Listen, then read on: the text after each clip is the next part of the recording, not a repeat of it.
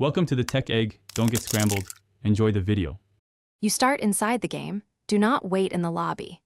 Once in a match or practice, tap the gear icon to open settings, then navigate to gameplay and camera settings. You want to find camera mode or the drone/observer toggle. This is the control that switches between drone view and normal follow modes. Make sure you're on a stable connection so menu changes save instantly, and keep an eye on the top right to confirm the settings screen is active before you change anything. Now switch the camera mode from drone or observer into follow or fixed, depending on whether you want the camera to track your hero or stay static. Once changed, tweak camera distance, tilt angle, and follow speed so the view feels natural. These small adjustments eliminate jerkiness that often feels like a drone.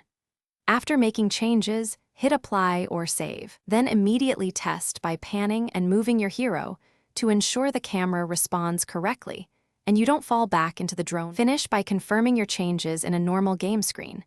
Move, aim, and check HUD alignment. If the view doesn't update, restart the client or rejoin the match to force settings to reload.